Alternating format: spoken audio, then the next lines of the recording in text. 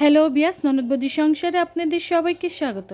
আজকে আমি নিয়ে আসছি চিংড়ি মাছ দিয়ে লাল শাক ভাজি। একটি ফ্রাই প্যানে আমি বসিয়ে দিলাম। ফ্রাই প্যানটি যখনই দেখলাম গরম হয়ে গেছে, এর উপর পরিমাণ মতো তেল দিয়ে দিলাম। তেলটাকে একটু নেড়ে চেড়ে নিচ্ছি। আমি 4-5 টুকরা রসুন কুচি করে রেখেছিলাম, এখন দিয়ে দিচ্ছি। রসুনটা একটু লাল লাল করে ভেজে নিতে হবে।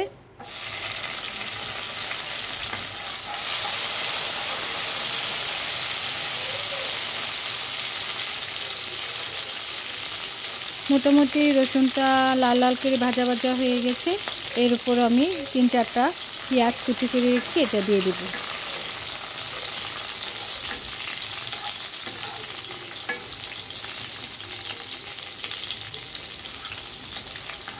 পেস্টটা দিয়ে একটু লাল লাল করে ভেজে নিতে হবে।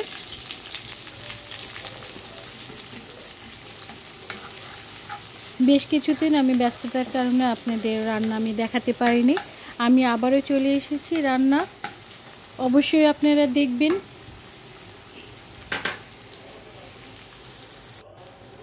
পেস্টটা আমার মোটামুটি ভাজা ভাজা হয়ে গেছে, আর একটু ভাজতে হবে। এখন আমি চিংড়ি মাছ দিয়ে দিচ্ছি। চিংড়ি মাছটা দিয়ে একটু নেড়ে চেড়ে নিব। 1 চামচের মতো লবণ দিয়ে দিলাম। সামান্য পরিমাণ একটু হলুদ দিয়ে দিব। হলুদ লবণ দিয়ে ভালোভাবে এটাকে পেস্ট চিংড়ি মাছ ভেজে নিতে হবে।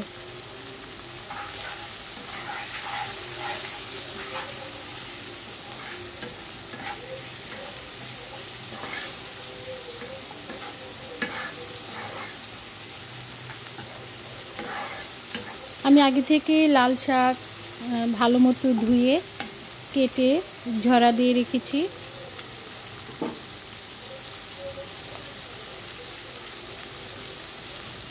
মোটামুটি আমার চিংড়ি মাছটা ভাজা ভাজা হয়ে গেছে।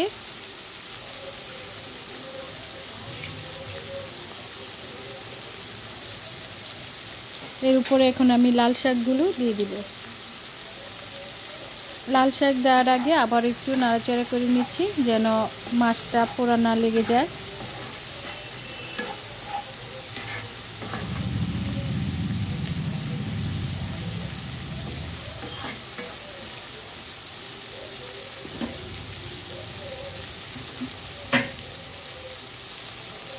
লাল শাকগুলো আমি ধুয়ে দিয়ে দিলাম, আগে থেকে আমি কেটে রেখেছিলাম।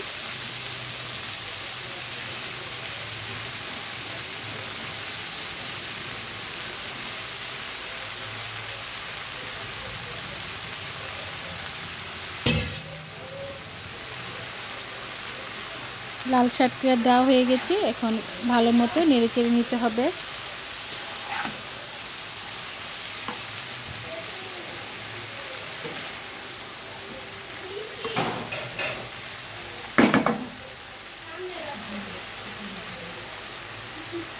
ভালো মতো নাড়াচাড়া করে একটি ঢাকনা দিয়ে আমি ঢেকে দিব। 10 মিনিটের মতো আমি এটাকে ভাপ দিব। ঢাকনা খুলে দেখি আমার লাল শাকটা মোটামুটি হয়ে গেছে। আবারও আমি একটু নাড়াচাড়া করে নিচ্ছি।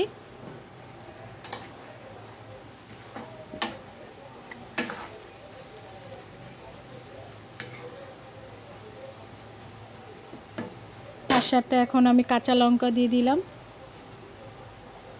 কাঁচা লঙ্কা দিয়ে আবারও কিছুক্ষণের জন্য আমি ঢেকে রাখবো।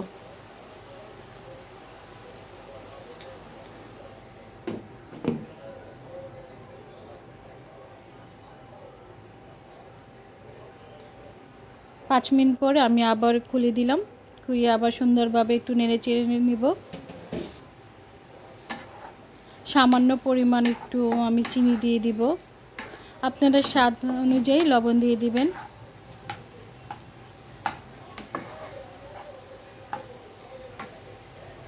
আমি সামান্য পরিমাণে একটু চিনি দিয়ে দিয়েছি, এতে শাকটা খেতে খুবই সুস্বাদু লাগবে। হয়ে গেছে আমার চিংড়ি মাছ দিয়ে লাল শাক ভাজি। এভাবে আপনারা রান্না করে দেখবেন, যদি ভালো লাগে তাহলে আমাকে লাইক শেয়ার কমেন্ট করবেন।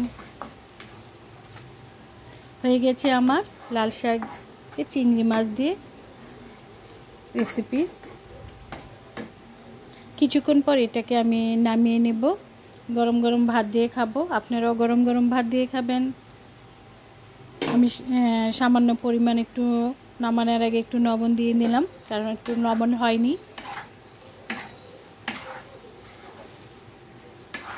চুলাটা আমি এখন বন্ধ করে দিব।